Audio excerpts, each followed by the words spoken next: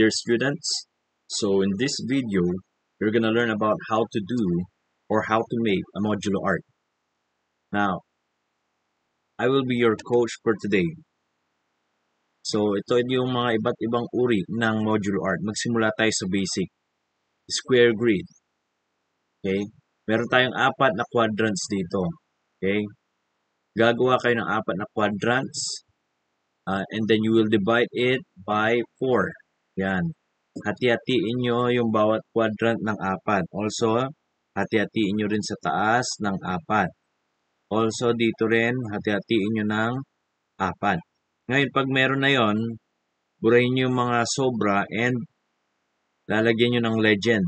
Yung legend, kayo mismo ang gagawa ng design dyan. Gumawa lang ako ng simple design dito for the sake of this video. Pero pwede kayong gumawa ng sarili ninyong mga design. Okay?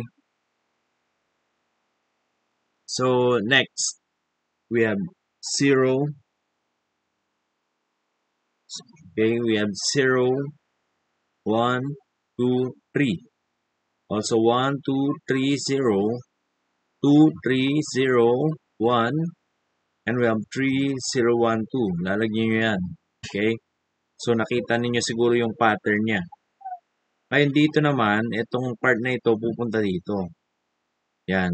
3, 2, 1, 0, 0, 3. Yan. Bawat patayo, mapupunta sa, yan. Dito naman, yung mga, yan o, 3, 2, 1, 0, mapupunta dito. Lahat ng paiga naman, mapupunta sa patayo. Ayan. I-pause nyo na lang kung gusto nyo kopyahin. Okay? Ngayon, lahat ng nakatayo dito, ilalagay nyo yung pahiga dyan.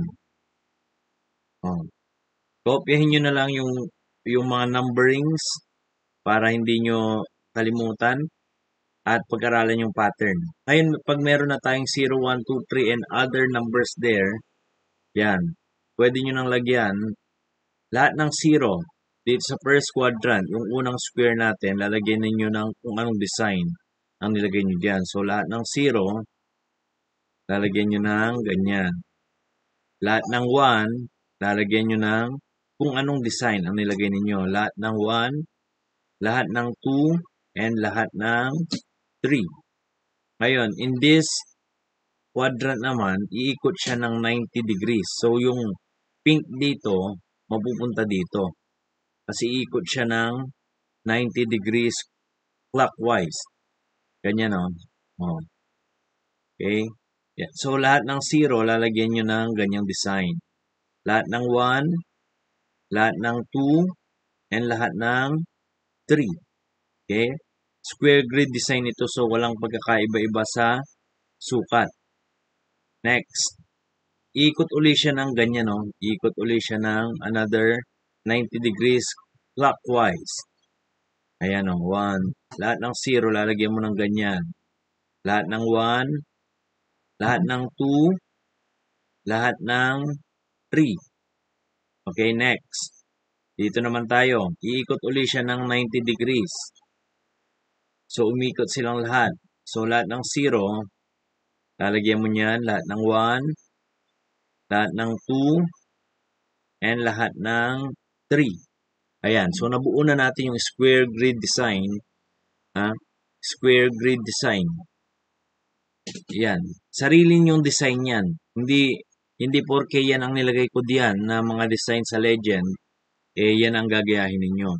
Yan yung square grid. Ngayon, punta naman tayo sa standard. Punta naman tayo sa convergent design. Ito naman yung pang grade 8. Kasi ito pang grade 7 ito eh. Ito pang grade 8. Okay? So, ito ang design natin. Ganun din. Hatiin natin within 4 quadrants. Yan o. May mga measurement akong nilagay dyan para ayan ang pagbabasehan ninyo. Pag cartolina, 1/2 cartolina, etong measurement. Pag 1 whole cartolina, ayan. Pag long coupon band, ayan din. Pag 1 whole cartolina, ayan. Yan ang pagbabasehan natin. Okay. Yan. Pero pag minsan, itong 1 whole cartolina, ang ginagawa nila sagad yung sukat. Okay, next. Ito yung sa convergent design, meron tayong sukat na 1, 2, 4, 8. Nadodoble siya. So ngayon, hati-hatiin natin yan. Ganun sa ginawa natin. Hati-hatiin natin yan ng 4. Dito rin 4 din. Dito rin 4. Ayan. So nabuo na natin yung design. Now, lalagyan natin yan yan sa first quadrant. Ayan o. Yan, lalagyan natin ng number 0, 1, 2, 3, 1, 2, 3, 0, 2, 3, 0, 1, and 3, 0, 1, 2. Alam nyo na yan siguro dahil tinuro ko na yan sa unang part ng video natin. Okay? Lahat yan mapupunta dito. Hindi ko na kailangang ituro yan dahil itinuro ko na yan sa first part ng video natin. Also, this part, mapupunta lahat yan dito. Ayan. Also, this part. Ayan. So, nakabuo na tayo ng number pattern. Ngayon, yan. So, ito yung numbering niya. Ayan. Pwede nyo picturean para i-post nyo muna itong video ito para hindi kayo mawala. Ngayon, gagawa ulit tayo ng legend. Now, for the sake of this video, gagawa lang tayo ng mga simple legend. Okay. Unahin na naman natin yung first quadrant. Actually, sa Cartesian plane, ito fourth quadrant ito eh. Pero ito, first quadrant natin. Okay? Ayan, bawat quadrant, ganyan ang magiging design. Lahat ng 0 sa first quadrant, patayo sila. Lahat ng 1, and lahat ng 2, ilalagay mo dyan. Lahat ng 3, ayan. Diyan tayo sa second naman, itong second quadrant natin.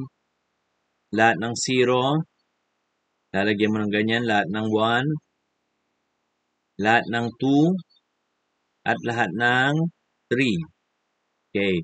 Sa next quadrant tayo, lahat ng 1, umikot uli siya ng 90 degrees ha. Lahat ng 2, lahat ng 3, okay, that's it. Iikot uli ng another, clockwise, 90 degrees. Lahat ng 1, 0, lahat ng 1, lahat ng 2, and lahat ng 3. Ayan, so nakabuo na tayo ng modulo art na convergent design. Ayan siya. Okay, punta naman tayo sa paano gumawa ng standard kaleidoscope. Ha? Okay. Ayan, meron tayong 1, 2, 3, 4 na quadrant. Ayan, hatiin mo muna sa gitna yung cartolina or diagonal pala, diagonal. Isa pang diagonal, isa pang diagonal. Dito rin, isang diagonal, isang diagonal. Yan. Yung first quadrant yan ang magiging itsura. Ayan, 0, 1, 2, 3, 1, 2, 3, 0, 2, 3, 0, 1, and 3, 0, 1, 2. I don't have to explain that. Explain ko na yan on the first part of the video. So, number 1 tayo.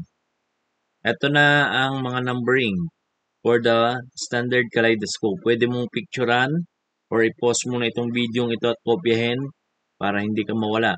Pero, na-explain ko na yan kanina.